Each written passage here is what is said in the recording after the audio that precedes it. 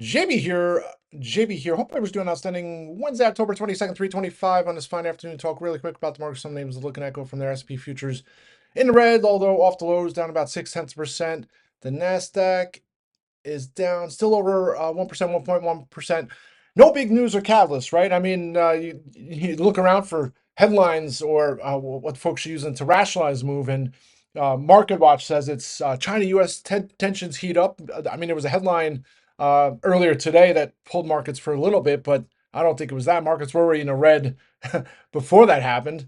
Then they talk about the prolonged government lengths of the government shutdown is starting to weigh. I mean, nothing's changed, right? I mean, it is the second longest government shutdown. I don't think that's that. And then they say, oh, the continued weakness in gold, but gold just went green. So it's there's really it's somewhat of a news vacuum this week, and I've been using that term a lot because outside of the earnings, there's not much in the way of there's no government data, catalyst, things like that. So because of that, it creates this opportunity for headlines. I mean, the one that maybe you can hang your hat on is the another cockroach, right? Today, was it Primalend, I guess it's called, a auto lender, one of those subprime lenders declaring bankruptcy. I guess that was in the works for a while as they were behind on their interest payments or whatever, and supposedly have possible folks looking to acquire them. So I don't know if that's the black swan or the canary in the coal mine or the event that could bring down the markets finally. But we saw this last week. I mean, had what Tricolor's one of those, and that other auto parts company that declared bankruptcy. And then these are all names that wouldn't mean much if we weren't in somewhat of a news vacuum. But because there's not much to talk about, it creates this headline. It becomes this big event. And and the fact that Jamie Dimon talked about too on the conference call for the JPM earnings Tuesday. So put that all together, and maybe that has a little meat to it. I mean, we saw some of the regional banks selling off last week. Jeffries, but Zion Bank just reported that decent stuff there. So things matter when eventually, right? I mean, things will matter when they matter, and if this matters, I don't know. I thought we maybe would see more follow through on the regional banks, or even some more more follow through in regards to that, and there hasn't been, right? So, and it's funny today. Like, look at Carvana. And Carvana is one of those very divisive names, right? People look at it, and I mean, here it is, $325. I remember when Heisenberg Research came out with their bear case. I don't know if it started this year, was it? I mean, maybe the stock was $200. Uh, and they all make great points, right? It's a very easy name to create this bear story on. Some issues with the leadership, and they sell stock, and here's a company that we think in the space not viable, right? I mean, who would have thought what they do would be a possible business venture to the success that they've had? And the stock is go bonkers. But I remember reading the Heisenberg Research report, and they've done, in my opinion, do really good work on a lot of the names. And I've seen some of these pieces that come out on some of these those folks that do these reports. There's I thought it was really well done, but the whole I guess in summary, it's like they talked about the debt and the issue with Carvana just kicking the can on some of their debt, but it's like if Carvana cared about the debt, they would just do a massive offering and be done with it, right? So there's way outs on the bear case, right? So that's why I always look at Carvana with like I don't know how to put it, but anyway, you see that down here today. It's down 8%, but a lot of the momentum names are getting smoked. And I said it this morning too on the rant to yesterday's action, right? It's funny how, it's knock on wood. The S&P traded in a 2.21% trading range for the entire day, right? And I thought that was great because you had some wide swings underneath, right? You had the nuclear names, the quantum names, all just getting pummeled yesterday, and the market was holding this ground. I'm like, oh, that's good. That's good stuff. Yields are under 4% on the 10-year. And then today, similar setup, right? Gold was selling off. You had the quantum names and nuclear names selling off. And then the market finally at 10 o'clock just said, okay, done with it. And it just started tumbling. So we'll see how things play out.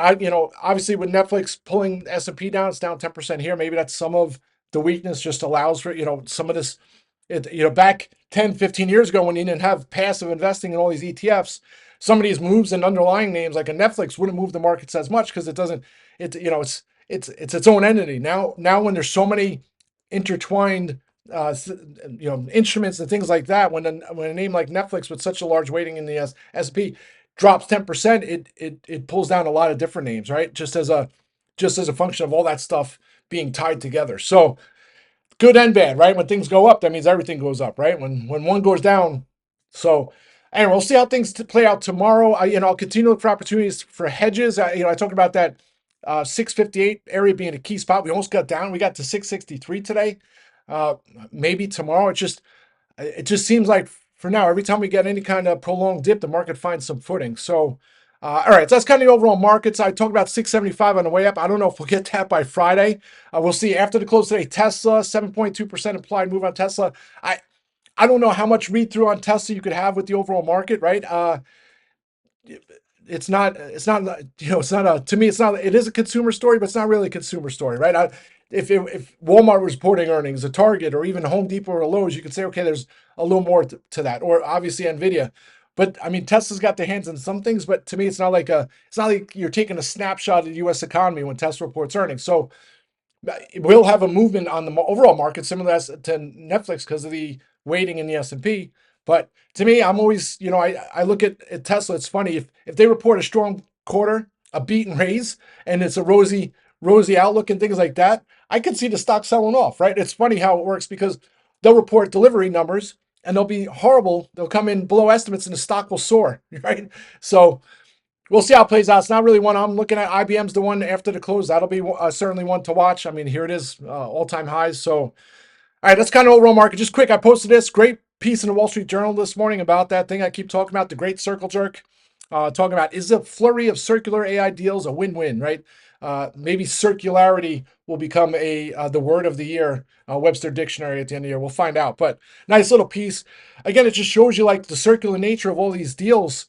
The OpenAI, NVIDIA does deal with OpenAI. OpenAI does a deal with Oracle. Oracle does it with Broadcom. It's just remarkable stuff. And even on the nuclear side too. All right. That's overall market. Quick on just some individual names. Oh, and here's the yields, right? 10-year finally under 4% holding. All right, sorry, trying to post that chart there. All right, now just quick on individual names. 1-800-Flowers, right? This time yesterday afternoon, I think I just had added those lottos.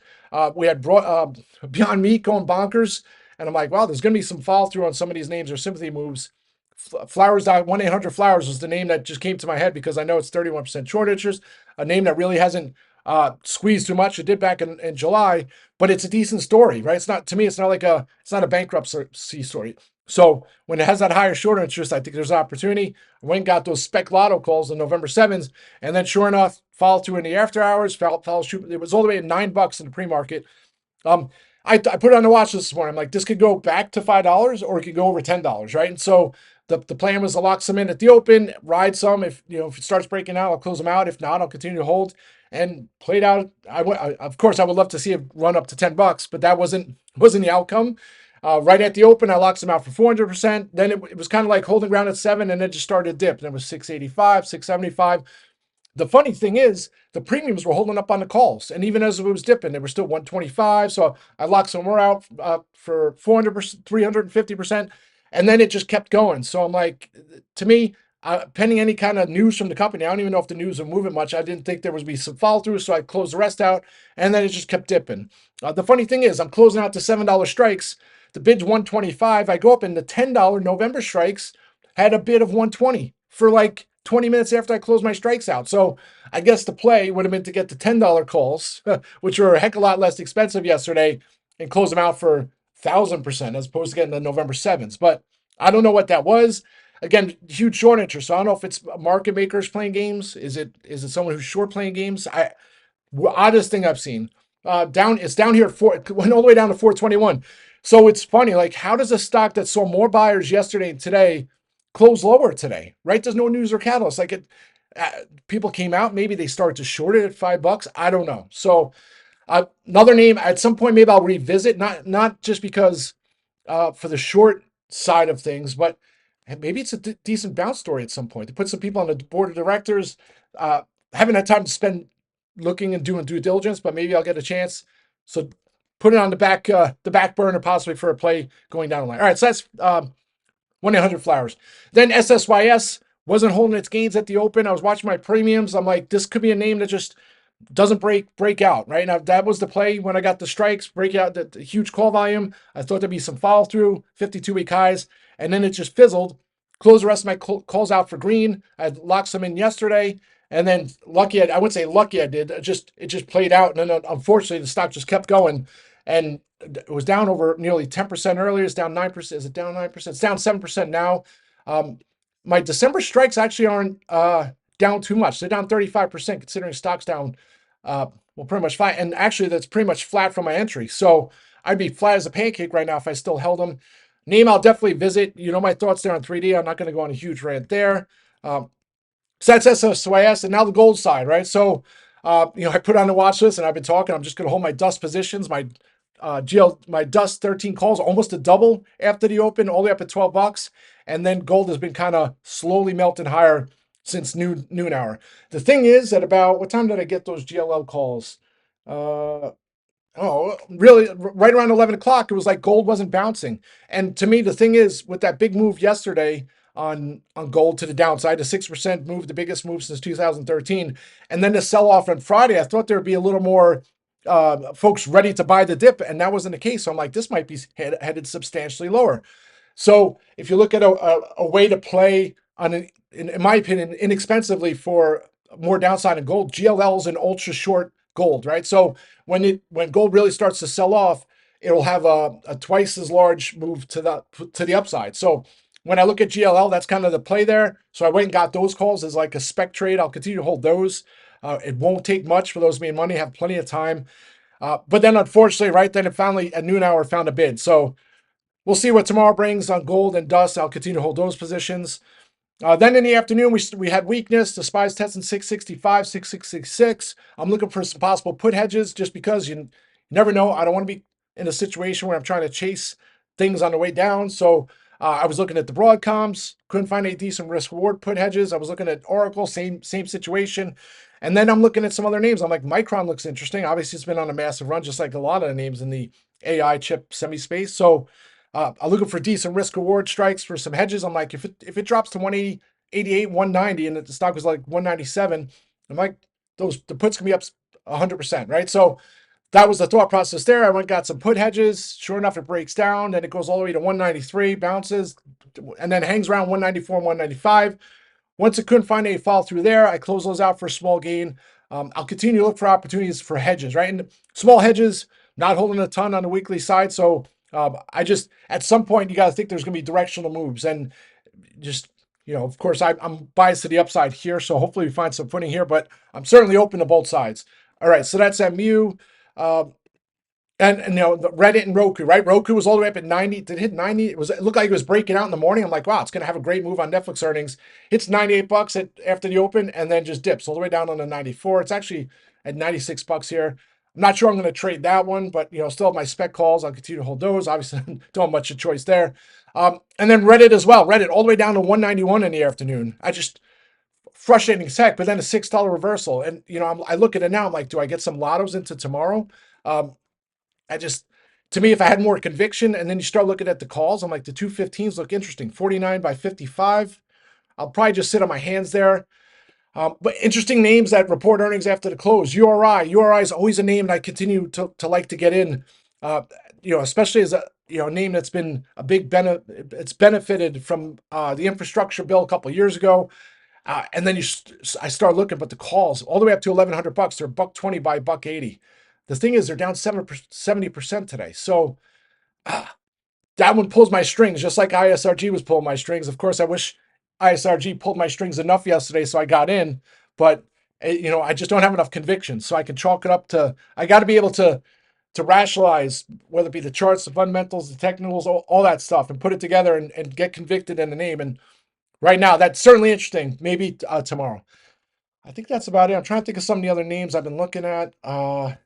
Seeing the nuclear names down, NKLR. I mean, it was down at 777 before. Now it's 746. It hit at 2 o'clock. It's up at dollar reversal here. I kept looking at those November 20s, and yesterday I was saying on the rant, I'm like, I was looking at the 25s and the 2250s and the 20s. Now you start looking at and the 1750s are 40 by 65 November strikes. To me, if you think this nuclear story's over, okay.